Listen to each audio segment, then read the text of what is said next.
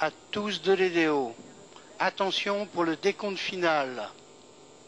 10, 9, 8, 7, 6, 5, 4, 3, 2, unité, feu. Allumage.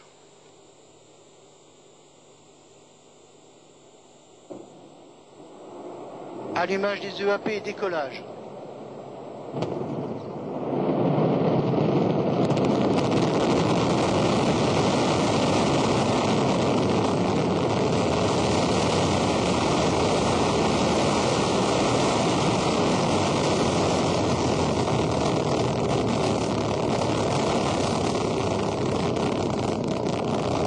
La trajectoire lanceur est normale.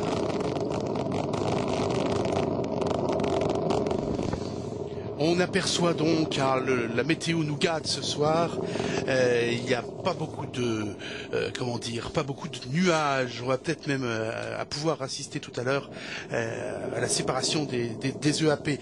Le temps négatif, on fixe attentivement le panneau des verts. À partir de maintenant et pendant tout le vol, on va suivre très précisément la courbe, qui va apparaître sur votre écran. Normaux, la trajectoire est normale. On vient d'entendre que les paramètres sont normaux, que la trajectoire est normale.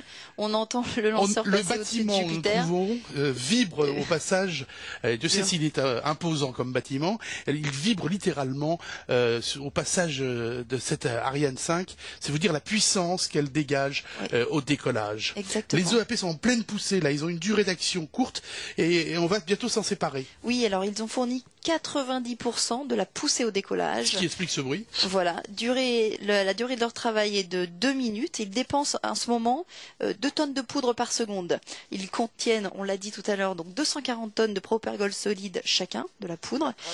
Ces étages d'accélération à poudre vont s'écarter ensuite du corps principal du lanceur grâce à l'action de fusée d'éloignement. Si le temps est beau, on pourra peut-être les apercevoir. Et cela permet en fait d'éviter ensuite toute perturbation du vol qui lui se poursuit. Les EAP qui retombent ensuite dans l'océan Atlantique à 500 km environ de Kourou. Voilà, ces propulseurs, lorsqu'ils seront vides, seront détruits automatiquement avant de couler au large. On va les faire exploser pour que leur carcasse en fait sombre en mer afin d'éviter tout risque d'épave flottante. Et là, on voit bien cette séparation. On distingue ces points lumineux qui s'écartent comme ça. Ce sont les EAP.